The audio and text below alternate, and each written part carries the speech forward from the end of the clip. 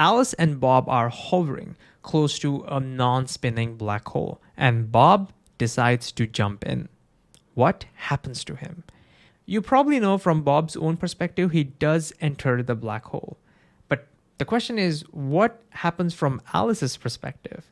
The most common story I hear is as Bob falls closer, Alice sees him slow down and eventually freeze at the horizon. But, and this is important, that's just what she sees. In reality, Bob actually goes in. She just can't see it. But wait a second. Doesn't time really slow down near a black hole and stop at the event horizon from Alice's perspective? So shouldn't it mean that it's not just what she sees, but he actually takes an infinite time to enter the hole? So from her perspective, nothing should ever enter a black hole, right? And if that is the case, how do black holes form in the first place? Because matter would take an infinite time to collapse. Or shouldn't black holes evaporate even before Bob enters in? And would Bob actually see the entire universe in fast forward as he falls through? I never got a satisfactory answer for all these questions until now. For the past few months, I've been going through this incredible book on relativity, and my God, I think I've finally cracked it. So in this video, we're going to pretend we don't know anything about black holes or event horizons and step by step rediscover the real physics behind them intuitively, answering every single burning question about event horizons. So if you're ready for this, let's begin. We start by talking to Wolfgang Rindler, the person who coined the term event horizon. And he asks a seemingly random question. Mahesh, can you outrun light? What do you mean? Here's our friend Alice, and there's a flashlight behind her.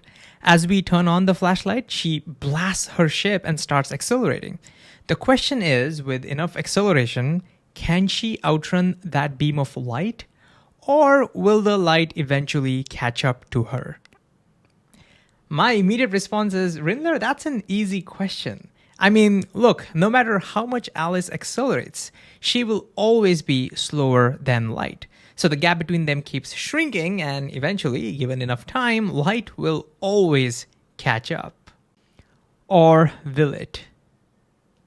Rindler reminds us that even if a shuttle is at rest in space, it is still moving through time. So in space-time, its whirl line is vertical.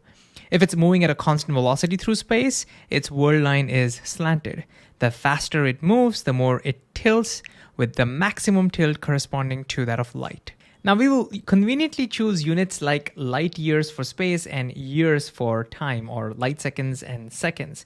That way, this maximum angle always turns out to be 45 degrees. It's just nice.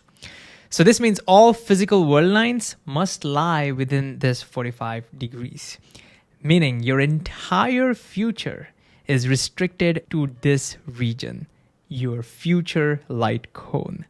You simply cannot reach events outside it, ever. Anyways, since our friend Alice is accelerating, what does her whirl line look like? Well, when she's at rest, her whirl line starts vertically. Then she accelerates, so her velocity keeps increasing, meaning her whirl line gets curved. But remember, even if she were to accelerate forever, according to relativity, it will take her an infinite amount of time to reach the speed of light. This means her whirl line will curve closer and closer to that 45 degrees, but it will take an infinite amount of time to actually reach 45 degrees. In other words, it will get closer and closer to this 45 degree line, but it will only touch it at infinity. So the whirl line becomes a hyperbola with this 45 degree asymptote, meaning a line that touches it at infinity. But wait, a 45 degree line is also the whirl line of light. So this means if a flash of light were to start anywhere in this region, it will eventually reach her. But if it starts exactly here, that light would take an infinite amount of time to reach her. Which means if the flash starts anywhere behind this line, it would never reach her. So think about what this means. As long as she's constantly accelerating, even though she will never reach the speed of light, her speed will always be slower than that of light, she can outrun it, provided that light ray starts from far back enough. But Rindler says it's not just about light. It reveals something much deeper. If Bob, for example, was outside this region, he can always catch up with Alice because Alice's world line is part of his future. But once he enters this region, it'll be impossible for him to reach her because it'll be impossible for him to escape it. Holy smokes! This is beginning to sound like the event horizon of a black hole. But Rindler, that's crazy. This is flat spacetime. There's no gravity, there's no mass anywhere. And Rindler says exactly.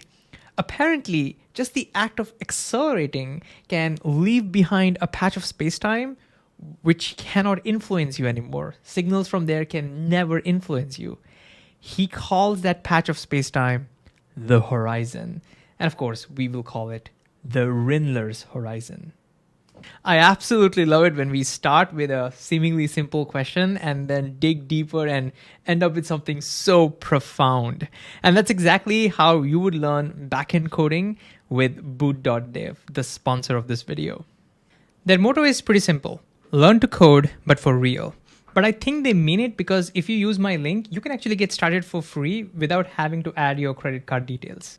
And if you do have a look, you will see their course structure is pretty radical. For example, this Python course starts with a big goal of building a role-playing game. And each lesson, instead of just telling us things, starts with a curious puzzle. As we try to solve that puzzle, we end up rediscovering various insights about functions, loops, and whatnot. And you know I'm a sucker for rediscovery. And to top it off, coding is naturally hands-on. So you get immediate feedback. And if you do get stuck, there's an AI chatbot. But it doesn't just give us the answer directly. Instead, it nudges us in the right direction. And of course, they have gamified this whole thing with achievements and quests and experience points and levels and a lot of quirky MCQs as well. I've been a teacher for over a decade now, and I think this checks all my boxes for a pedagogically sound learning platform. But of course, why learn coding? I mean, for one, it allows you to build and automate and simulate almost anything. But a more concrete reason to learn backend coding is that, look, backend developers command some of the highest median salaries in the US. And this is 2025 data, by the way. And if this sounds intriguing to you, don't take my word for it. Like I said, you can get started for free. Just follow the link in the description. And if you then think it's worth it, do use my code FloatHeadPhysics. You will get 25% off for your first payment. All right, back to the video. Rindler's horizon sounds awesome, but I have a question. Rindler, this horizon only exists for Alice because she is accelerating, right? Yeah. And if she stops accelerating, light from everywhere can now reach her, and so the horizon disappears, right? Yes. Okay, this horizon is starting to sound pretty fake to me. Why are we even talking about it? Because Alice isn't the only one who experiences this particular horizon. We can draw a family of hyperbolic world lines, all sharing the same 45-degree asymptote, meaning they will all share the same horizon. Just that the world lines farther away are wider, meaning they need to maintain a lower acceleration, and the world lines closer need to maintain a higher acceleration. And I look at this and I'm like, oh my God, this is starting to look very similar to a bunch of observers hovering near a black hole. Exactly, says Rindler. Without looking outside, Alice and her friends have no way of telling whether they are accelerating in an empty patch of space or hovering near a black hole. In both cases, there is a horizon behind them. They experience a gravity-like force which gets weaker with distance. So locally, the physics is identical. This is the Einstein's equivalence principle. Acceleration is indistinguishable from gravity. Which means even though Rindler horizons seem fake, they are pretty intuitive. And more importantly, the physics carries over to real black holes in curved spacetime, which is anything but intuitive. This is the strategy. This is how we can rediscover the entire physics of black holes without having to touch messy equations. Rindler, you beauty. Take a bow. But wait, there is a problem. If they were all hovering near a real black hole, then Alice, the event horizon, and all her friends would be at fixed distances from each other, right? Yeah. But Rindler, look, here we can clearly see the horizon and all her friends are getting closer and closer to each other. So I'm sorry, Rindler, the two situations are clearly not identical. Or are they? See, from our inertial perspective, Rindler says I'm absolutely right. They're all getting closer to each other. But what's happening to the distances from their perspective? That's important because it's their horizon. Well, isn't it the same? No, says Rindler. To answer this question, we need to understand how their simultaneity works. Wait, what's simultaneity? Somewhere millions of light years away, aliens could have started their invasion to Earth. But what's crazy is that even though that invasion has started from my perspective, from the perspective of my wife, who's just walking right here, it wouldn't have. For her, that invasion would only happen a few months later. For her, probably they're still discussing right now. That sounds crazy. The invasion should either start or not. How can both be true? Well, there's a surprisingly intuitive way to think about it. Well, it's kind of like driving and coming across this rock. Right now, I'm just passing that rock. It's right next to me. So it's in my present. Not the past, nor the future, but the present. But if my wife were driving at a slight angle, she would be right next to me. But look, she wouldn't have passed that rock yet. It's yet to happen. It's in her future. So how can the rock be both in the future and the present at the same time? Well, since we are moving at an angle, our lines of sight, which defines our now, are tilted with respect to each other. We are basically considering different slices of the space as now. That's what's happening over here, right? Now guess what? The exact same thing happens in space-time. Because of relative motion, our world lines are tilted with respect to each other. And that means our definitions of now, what we call the lines of simultaneity, are also tilted with respect to each other. So look, my present slice of space-time is tilted with respect to my wife's. So the alien invasion could have started right now for me. It's in my present. But for my wife, it's yet to happen. For her right now, they're probably still discussing it. So the situation is analogous to two cars. But there is an important difference. When it comes to the cars, I can just look besides me and say, aha, there's that rock. I am passing it right now. And of course, my wife would look at her side and say, aha, I see no rock over here. That rock is ahead of me. I'm yet to pass it. So we can both confirm what our present is and our future is. We can see it literally. But when it comes to space-time, we can't see what's happening right now far away because for that, light needs to reach our eyes. So when you extend your simultaneity lines far away, it's not about appearances, it is about your reality. It tells you what really is happening from your perspective far away.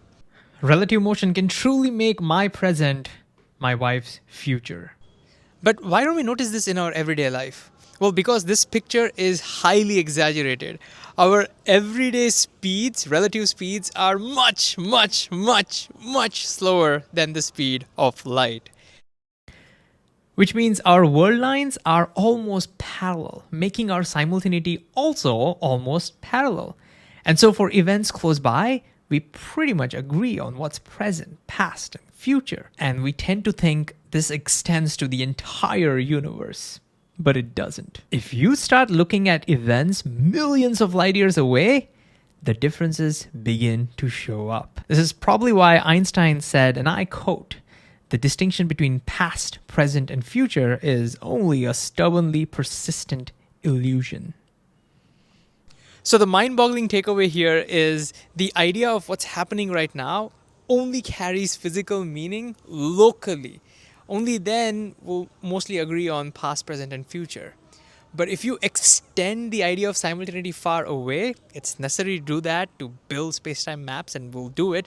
But if you extend that and you start thinking about what's happening right now far away, well, it wouldn't have any physical meaning because my present can be someone's future. Anyways, coming back, this means drawing Alice's simultaneity is the key to understand what's happening from her perspective. But how do we do that? I mean, her world line is curved, so it sounds pretty complex. The space-time geometry is definitely non-intuitive. But what helps me is that it's incredibly analogous to regular space geometry. Here's what I mean. If we go back to the car analogy, in regular space, rotations are circular, right? So look, the line of sights, the simultaneities, change as a tangent to the circle. But in space-time, rotations are hyperbolic. So the simultaneity here will change as a tangent to the hyperbola. See? Analogous, right? But there's more. When a car goes in a circle, the simultaneities drawn at every moment meet at the center, right? Similarly, if a spacecraft takes a hyperbolic path in space-time, the simultaneity lines all meet up at the vertex. But wait, we already know Alice's world line is hyperbolic. So this is what her simultaneity slices look like. They all meet at the vertex.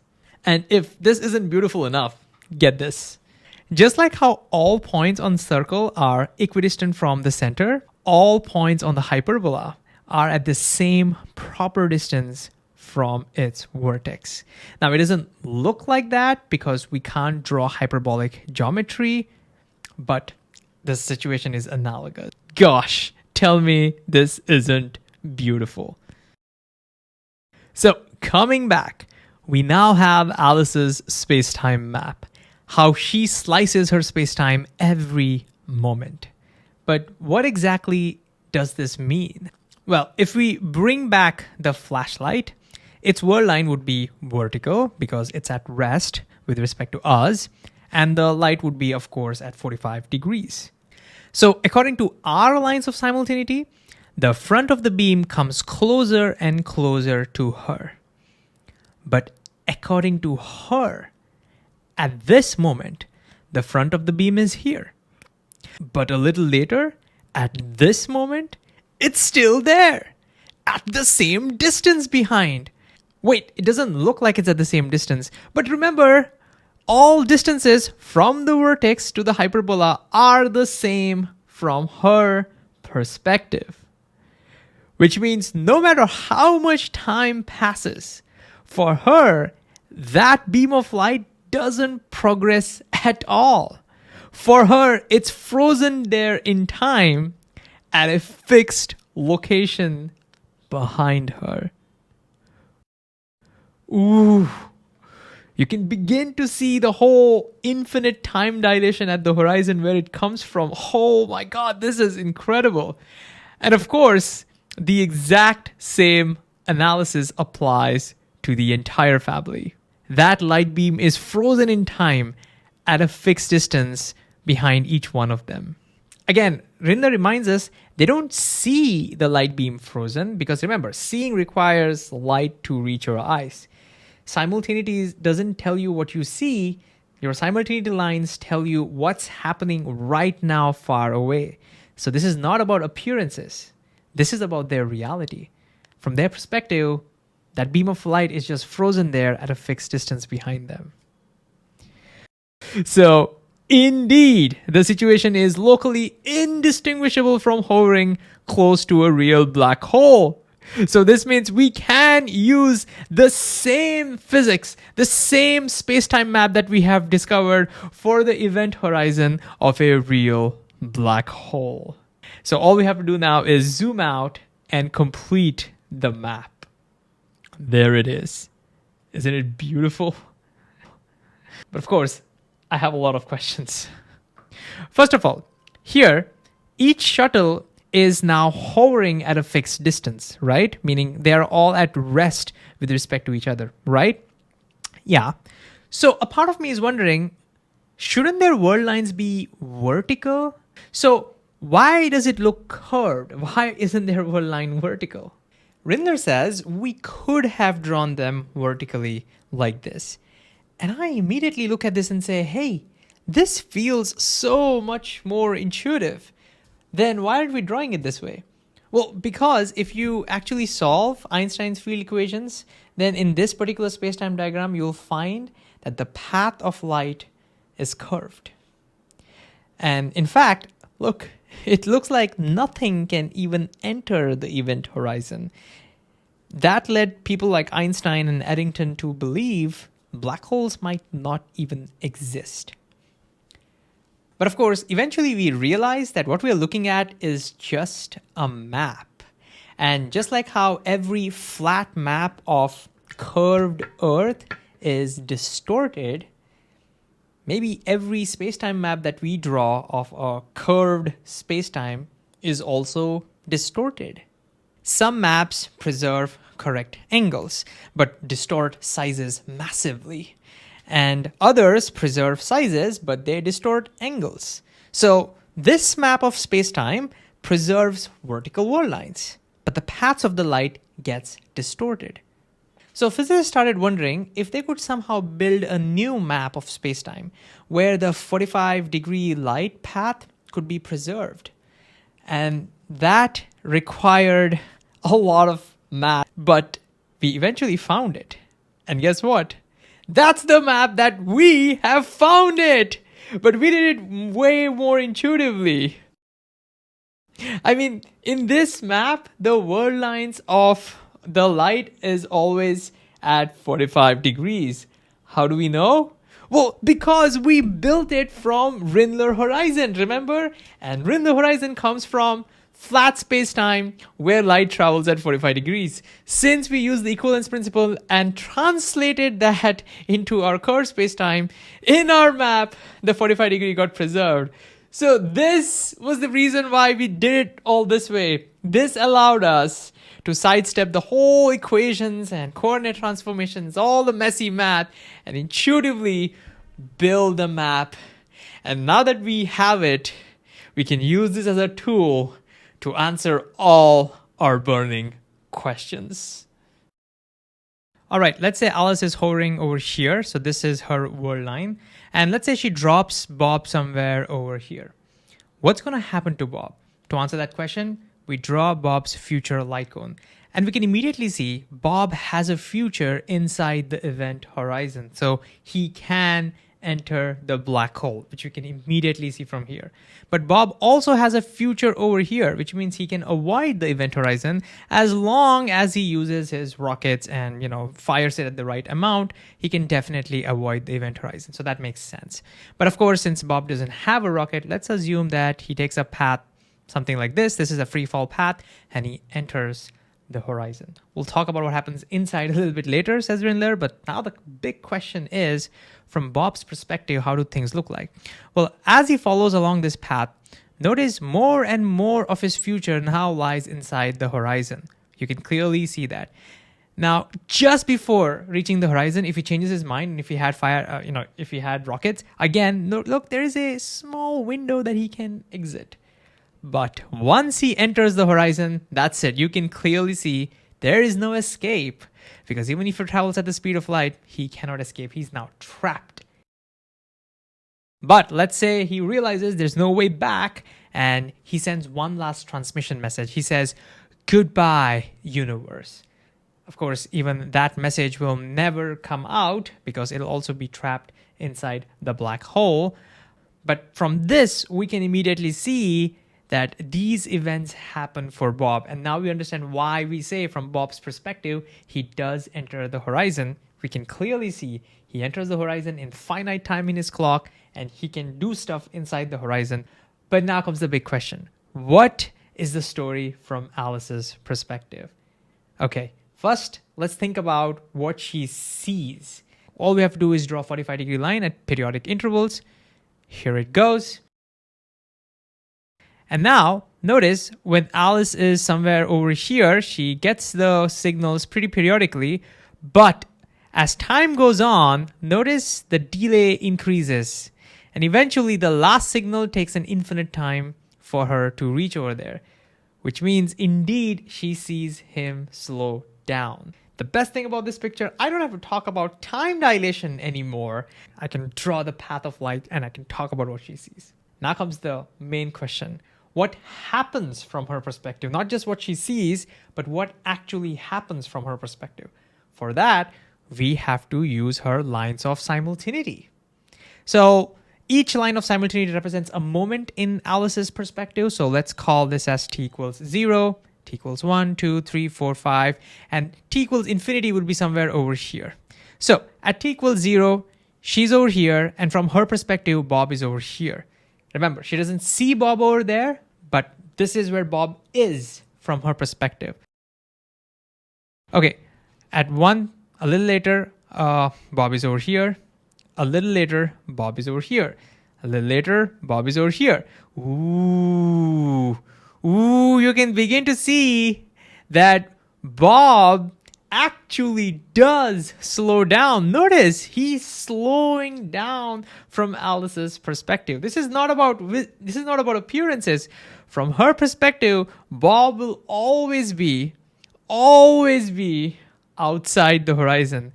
Remember, this particular 45-degree line represents the infinite time, which means Alice actually has to wait an infinite amount of time for Bob to enter the horizon. So even that story is true. It's not just about appearances. Bob really takes an infinite amount of time to enter the horizon from Alice's perspective. So Rindler asks the most important question. From Alice's perspective, did Bob ever say goodbye, universe? Well, my immediate response is no. Because from Alice's perspective, it already takes an infinite amount of time to just enter the horizon. So clearly, nothing ever can happen beyond the horizon. So no, nothing ever happens beyond the horizon from Alice's perspective. Or does it? Here's a table and there's an ant. What's the coordinate of this ant right now? And I say, well, for that we need a grid. Okay, let's put a grid. What's the coordinate right now? Okay, it's x equals 3 and y equals 2. What if we change the grid? What if we use a different kind of coordinate system in which the x equals 1 line is over here, the next line, x equals 2, is halfway in between, and x equals 3 would be halfway in between this, and x equals 4 will be here, x equals 5 will be here, and so on and so forth and so forth, and eventually x equals infinity will be somewhere over here. Okay, now according to this coordinate system, what's the coordinate of this ant? Well, I say we can't assign a coordinate anymore. So Rindler asked, does that mean the ant does not exist according to this system? I say that's absurd. Of course the ant exists. And Rindler says, no. I mean, think about it. Even if I go through infinite values of x, I can't reach the ant. So obviously that ant does not exist as far as this coordinate system is concerned, right? And I say, come on, Rindler, what are you talking about? Whether the ant exists on the table or not does not depend upon what kind of grid you put on it. And that's exactly the point. If we go back over here, Bob, Alice, and everybody in this universe shares the exact same space-time. And events on that space-time either happens or it doesn't. It's not subjective. It's not relative. And it's independent of the coordinate system that you put on it. Now, clearly we can see that this event of Bob saying goodbye happens. And so it happens for everybody. It happens for Bob. It happens for Alice as well, because she also shares the same space-time. So if you think of it that way, these events exist. And so by definition, they happen. So Bob does enter the horizon. Bob does say goodbye. And everything that Bob does inside happen even from Alice's perspective, because they exist from Alice's perspective. But wait, Rindler, If that event happens, when does it happen according to Alice? And Rindler says, never. What? Never in her timeline. Okay. Oh, okay. I think I finally understand the source of all the confusion. Hear me out, okay? In everyday life, we have only two choices. Either an event exists, and when it does, it's always a part of our past, present, or future. We can always talk about when it happens, okay? And in case it's not a part of our timeline, then those events never happen. They don't exist at all. This is what we have intuition for. This is all that we usually experience in everyday life. But black holes force us to accept a third possibility. It's possible for events to exist, but not be a part of our past, present, or future. It's possible for event to happen, but not be a part of our timeline. And these are all the events inside the horizon. Now, if somebody had just told me this, I wouldn't have accepted it. I mean, like, it sounds cool, but come on. But now we are seeing it right in front of our eyes. These events exist because we all share same spacetime. It exists for everyone.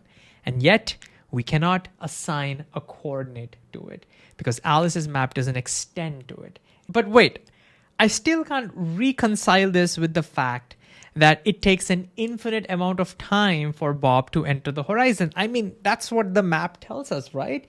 Alice literally has to take an infinite amount of time for Bob to enter the horizon. So how can I reconcile with the fact that events do happen? Like, I'm not able to put it all together. And Rindler says, actually, Mahesh, it's quite easy. Remember what we learned about simultaneity? The idea of what's happening now, far away, has no physical significance. Which means even though, from Alice's perspective, it takes infinite time for Bob to enter the horizon, it carries no real meaning. Okay, I find that hard to accept. And Rindler says, all right, suppose you truly believe that Bob will never enter the horizon, that Bob is always outside the horizon, as far as Alice is concerned. Then that would also mean that we can go and rescue Bob anytime in the future, right? Like, that's the literal meaning of that statement. He's always outside the horizon. And I say, yeah, that makes sense. Rindler says, let's test it out. Let's see if Alice can always save Bob anytime in the future because he's always outside the horizon. So let's go back over here. How do we check this? Well, let's say Alice is over here. Can she save Bob now from entering the horizon? To answer that question, all we have to make sure is whether Bob's whirl line outside the horizon intersects with Alice's future. Is it a part of Alice's future light cone?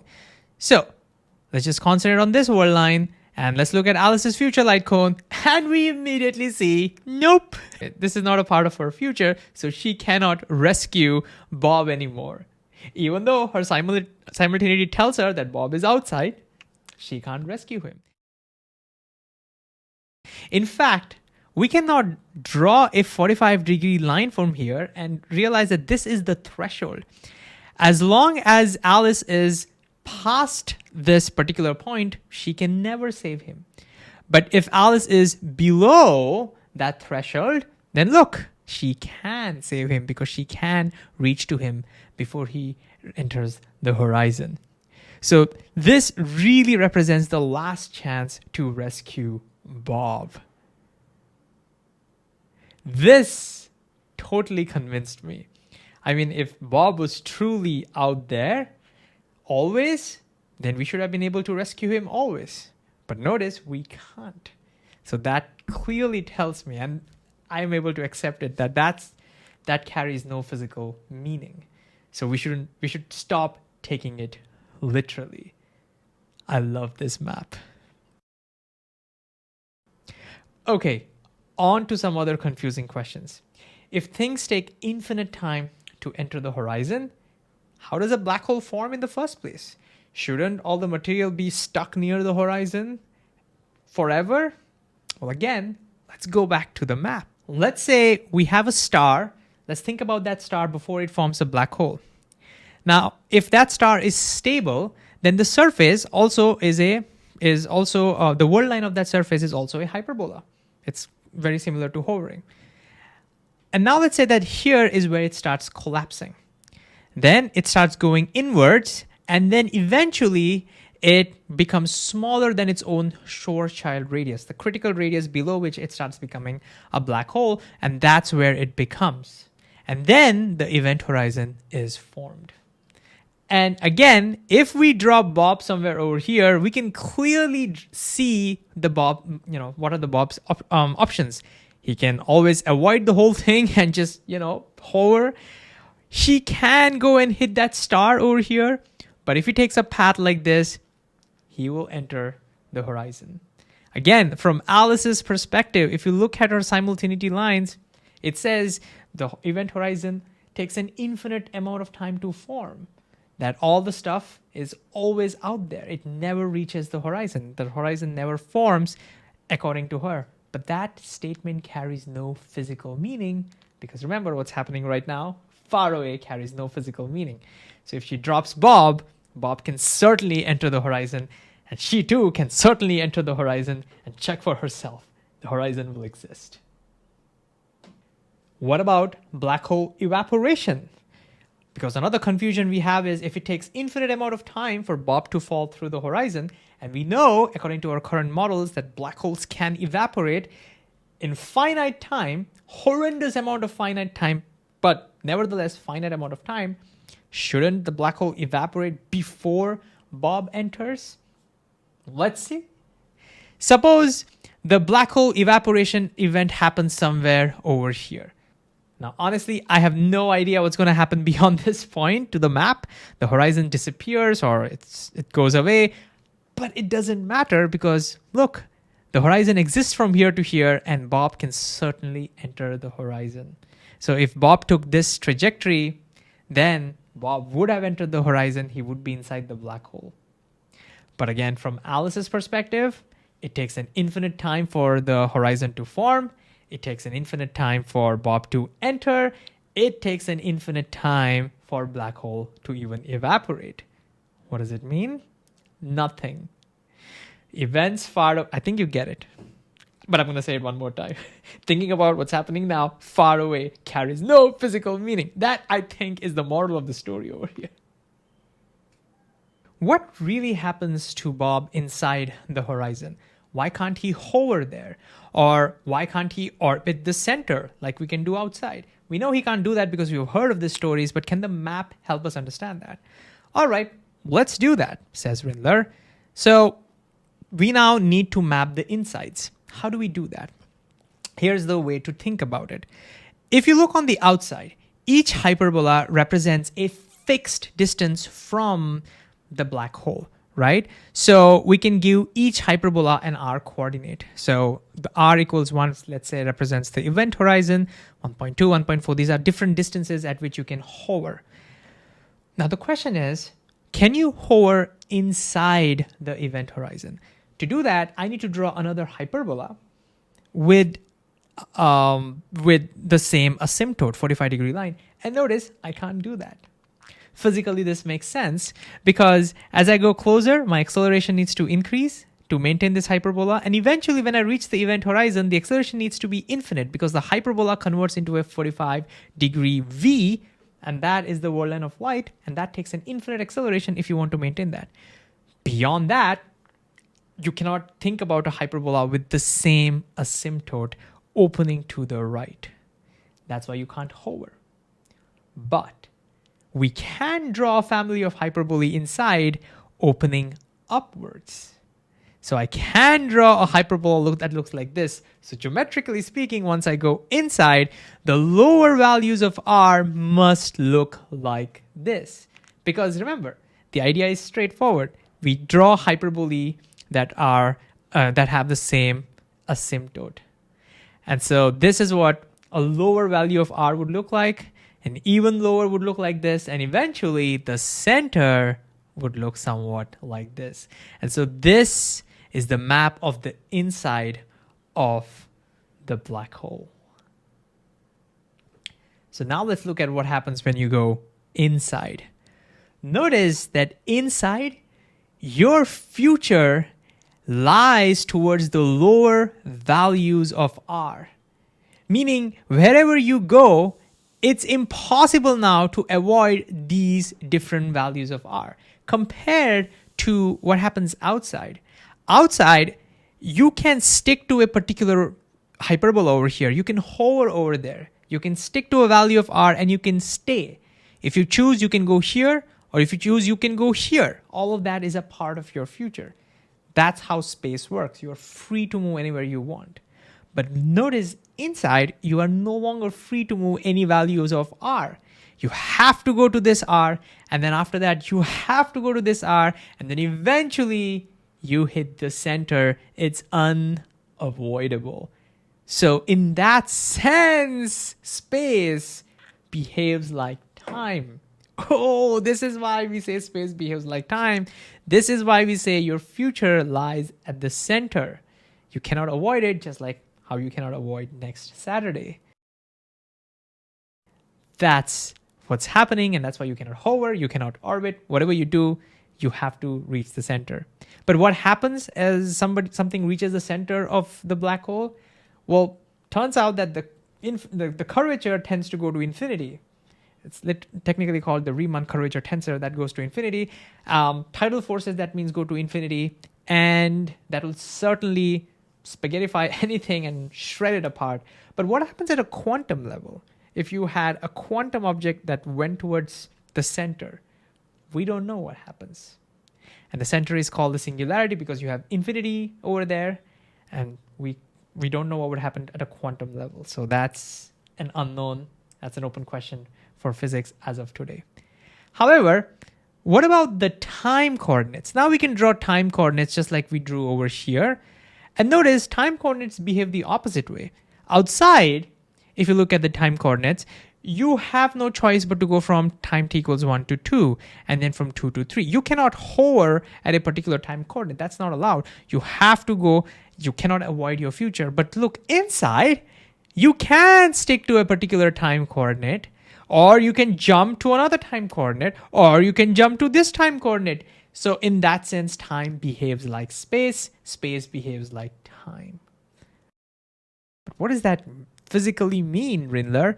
Rindler says nothing. It's just coordinates. It doesn't mean anything. What's more important is that for Bob, the future lies towards the center. If Bob were to look back as he falls through, would he see the entire future of the universe in fast forward motion? Let's go back to the map. Let's just focus on how Bob sees Alice as he falls through. For that, we just have to draw 45-degree light signals from Alice all the way over here. And when we do that, we notice he does not see the entire future of Alice. In fact, if you can clearly see over here, this is the last signal he will ever get from Alice. Beyond that, he doesn't receive any signal. And same will be the case for the rest of the universe, which means no, he does not see the entire future of the universe in fast forward motion. Last scenario. So we already know that there is a threshold beyond which Alice cannot save Bob. And let's say Alice has crossed that threshold, as you can see right now. And Alice realizes she loves Bob. She cannot live without him. So she would rather plunge into the black hole herself and meet up with Bob one last time before moving towards singularity together. So can she always do that, or is there a window for that as well? Again, you can go back to our map. Let's say Bob's world line ends over here. It cannot continue beyond that because this is the center. And so we can now draw a 45-degree line from here, and now this would represent the last chance to even meet Bob. So if she is somewhere between here, and if she decides to plunge into the black hole inside the horizon, she can meet up with Bob and be together for the rest of their lives. But if she misses that window, she will never be able to meet him even inside the black hole. And that would really be a sad story. But of course, our final question could be, What does this part represent? And what if this was a rotating black hole? Well, then Bob could have a completely different future, an exciting future altogether. In fact, he could even meet a different Alice in a different universe altogether. But that's a story for another day. See you.